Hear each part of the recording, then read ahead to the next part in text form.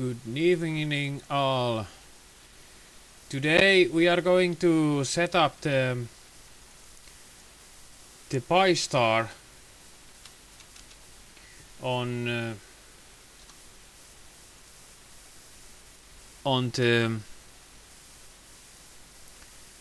NanoHotspot so we can use it.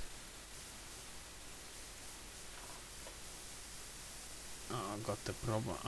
Let's see if this browser window will work. So, what do you have when you buy this NanoHotspot? You will get a fully configured a hotspot. There is operating system installed, the PyStar. So, what is PyStar? PyStar is this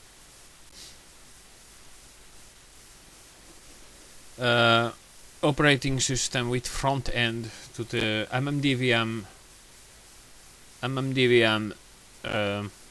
ports. So we are going to set up it now thoroughly, and yeah, if you want a new image you can get it here. I will do another video about upgrading the PyStar with the SD card. This video is only for get it up and running. So when you will get the PyStar, it should have be already configured to use a wired network. So you will use the network cable, this, for the initial setup, and after that there is an IP address here on the screen. There is an IP address, or you can just do like this. Type in the browser PyStar and it should work. PyStar. Like that. And this is my own PyStar, so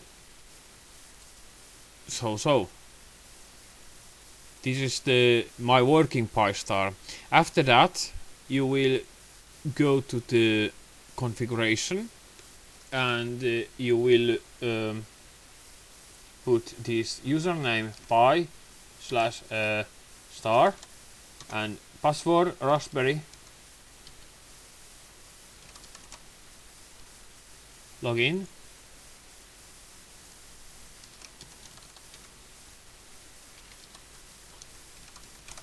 Raspberry. Why it's not working? PyStar Raspberry. Was wrong typed.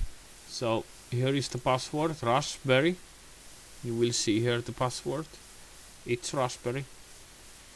So you will use that.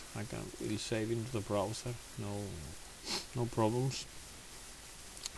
You will get this control panel, and we can go quickly all the settings here. So first, what we have here is the PyStar hostname. You can change this, and this is the hostname what comes to the browser. It should work directly, but if not works, you will use the IP address from the hotspot. Then you have the kernel version of the Linux, what installed in, and platform, and load of CPU, and the temperature of the CPU. After that we have control software. You are going to use this mmdvm host, and this star repeater, it's for other boards, I guess. And controller mode, it's how it works. You will use simplex node. I haven't tried duplex repeater, but it might work. And here is the modes what you want to use. So to me,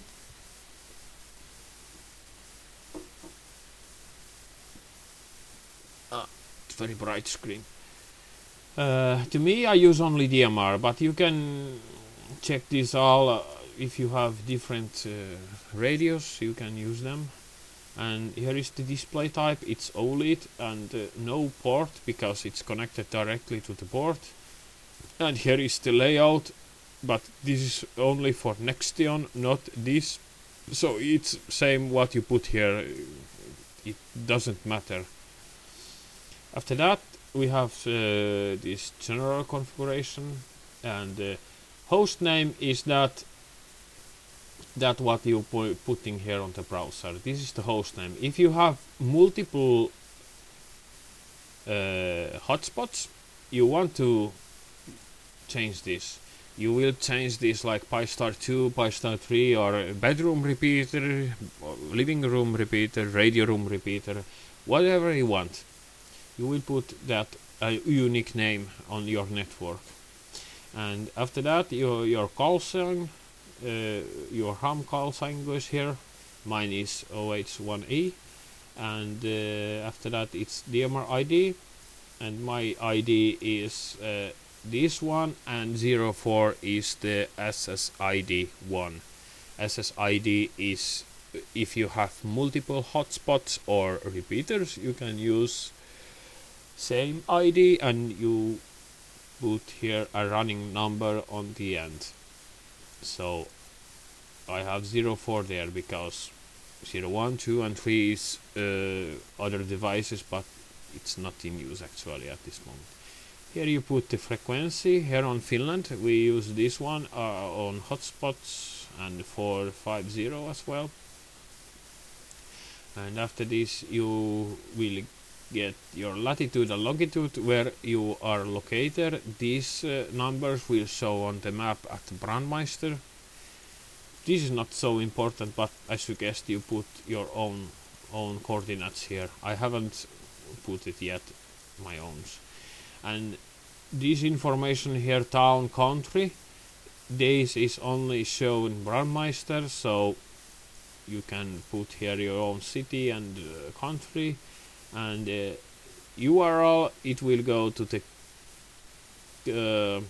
QSL page, but I have selected manual here, so I can put my own URL. This is my home page. And radio modem type, this is what you want on this device. I did have, actually, if I remember correct, I did have this one and it works on this one, so it works also on this one, so it doesn't really matter, but you need to have, this is for sure the right one for the NanoHotspot NanoPi GPIO version. Node type, private and public. I guess this will restrict in some places to show if you put private here, so public is okay. Time zone and language, so there is the time zone where you live, because you have the clock here somewhere, so you will get with that time zone thing the clock right. And the dashboard language, it's the language of this port here. After this we have DMR settings. We are using Norway Brandmeister server. You will select your own closest one. I'm actually in Finland, but I'm not using that server because we have issues on that, so that's not an option to use. And here you will set your color code and you will put this same setting on radio. It's usually on 1. And embedded LCD, I really don't know what these two settings are, but I think these are related to the screen what is installed there, so they are both on, and they should be on because it's working with on. And after that we have some security settings. Dashboard access, I have put this public, so I can come in here in dashboard and look the call signs and those stuff. I can look them without logging in, but if you put here private, you need a password to look for them.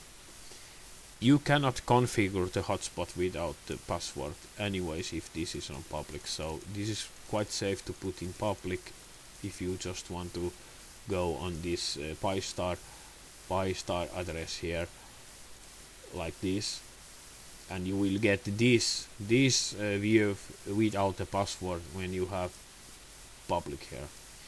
And this is the IRC database gateway and SSH.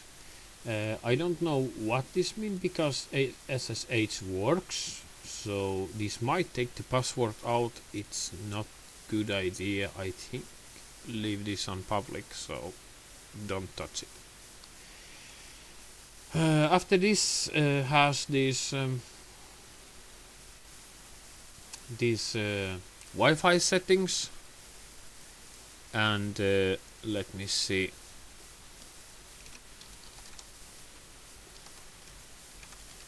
Let me see if it shows the password. I'm on the other browser. No, it will not show the password, so I can. This is the Wi-Fi settings. Even the network cable is connected.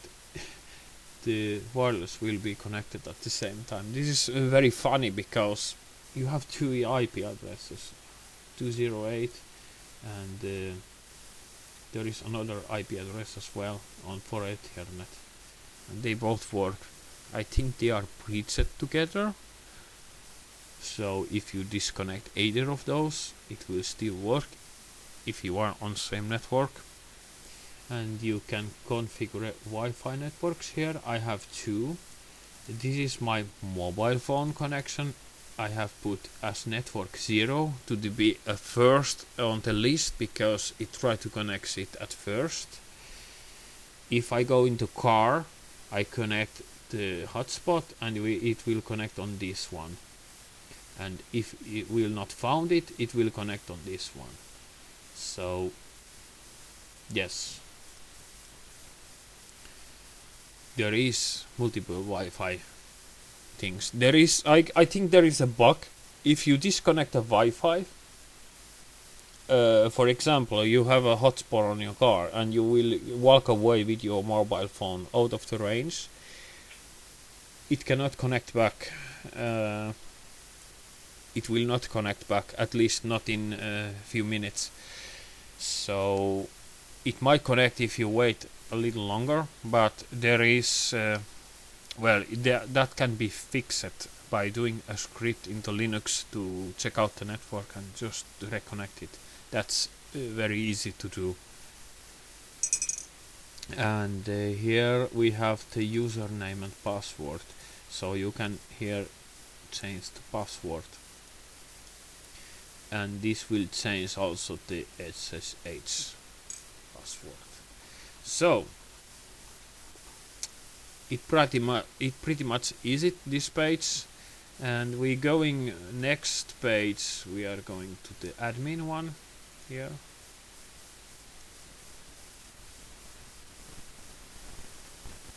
And here is the admin page. We have here the mmdvm host. It's the main thing, component what you are running, and Pi-star watchdog. This is you can configure this. I guess it's watchdog. You can do with this reconnection things and other stuff. I haven't looked into it yet. And you can also have these other services running. I haven't looked into them, but I know DMR gateway, it is working. Let's put the volume a bit down. Yeah, you will get here everything like this station who talked a while ago. It's this with loss of 40%, very bad loss, and if you click here it will go to qrchat.com like this, and if you click on my name it will go there. So, and here is your frequency and networks what you have on, and do you have internet, and here is the last used talk group. I have 244 and 2441 and 91. 91 is dynamic group at this moment, so I can disconnect it by pressing 4000. Live logs. I tried live logs and it is not much providing information. So it will only show few stations, but you can change this on configure to show even more. But one thing I want to show, it's the SSH, and I'm going to log into it, and Pi Raspberry reward Pi. We are going to look some things here. First of all, CPU, it's NanoPi.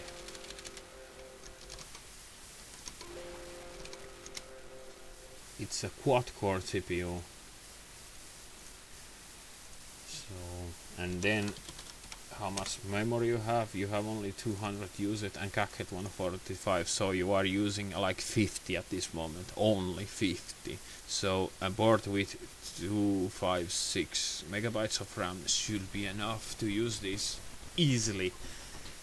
So we have now wasted memory here at this moment, and how much disk space we have left? We have, I think it's 8 gig card or 4 gig card, and we are using only 2 gig partition of that. So we have the rest of that, it is not in use. It will go to waste. I can, yes, there is fdisk installed. Let's see.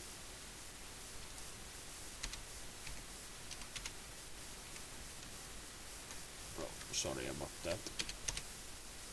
Myson denied it. And we can see here. Yeah, 8 gigabyte disk, and we have only using 2 gigabytes total about.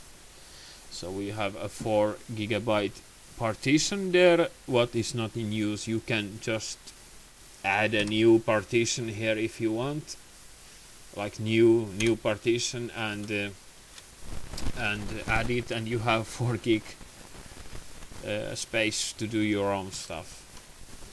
So there is another thing, the mmdvm config. It's located on etc mmdvm host, and here you have the same settings what you have put here. I'm going to show you how do you increase the log file. So if I put here log file 1, level 1, it's the highest log file on file. So I put 1 here. Here is the other settings. You can turn up this if you want. But anyways, the log file, it's located varlog pystar, and I changed that. Okay, read-only file system. Let's sudo. Can I write now? No, I cannot write now. This is the reason why the pystar image, it does the system read only. But look, you can either put a remote command there to remote it on read write, or you can do a nasty stuff. You can go here, apply changes, it will switch this to the writing state. So if I save it now, it will go. Okay, let's open this again. File has been edited, so let's do this again fast before it goes to the read mode, like that. Yes, now it's changed the settings. We are going now again apply changes to get the thing restarted. We can do it manually, of course, but we restart with that, and this time, and we just look if the settings there. Yes, file level 1, and look this. We can now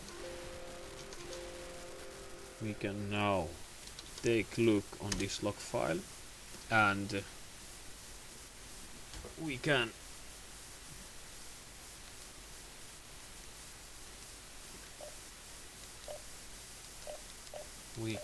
do something with this. I'm going to keep the radio on local group 9. Yeah, sorry about this sound, it's my computer. You can now debug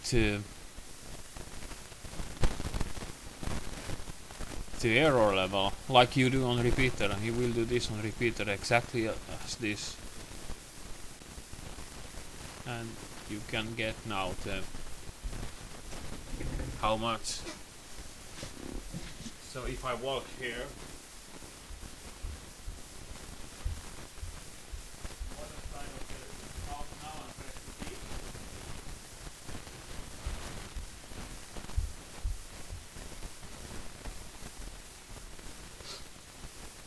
start having more errors because it's more far away, of course. But anyways, it's pure zero, and I'm using this radio DT. It's usually more error on this one, but it's pure zero. So this is how do you debug this if you want to look something. You can do anything here. Let's put it back. It is still writable. I haven't looked into it yet, but I think it will go in read-only mode after a while. So I haven't read the document for it, so you do it if you want to know how it works. But having a file system in read-only, it's the best thing what will save the memory card for wearing out. So basically you want to come here pystar page and put your DMR ID and your call sign, and with that also of course the frequency of the radio and those other stuff, and you have to have the radio some talk groups programmed for it working. But it is simple as this. You just plug and play the device and you open your browser on the same network and you are ready to go. So thanks very much for watching. I think this video will cover it now for now, and this was Oscar Hotel 1 Echo. Very much thanks for watching the videos. Like it, subscribe, do anything what you want. And here is my call sign. And if you want this, order this, you will go onto these guys.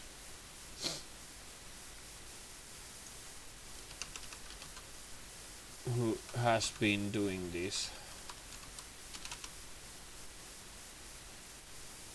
You can find here on description below to contact. You will contact BI7 JTA for ordering information. Don't ask me, I don't do this. I do only videos and use the device. So ask him. Join the Facebook group, I will put on description below. Join on the Facebook group. It is very nice group. You will have here a lot of videos and pictures and users using it. It's very nice people there. So yes, thanks again for watching the video, and sorry about the poor quality of this camera things and stuff. I tried to do my best on this time. So see you later. 73 to 12.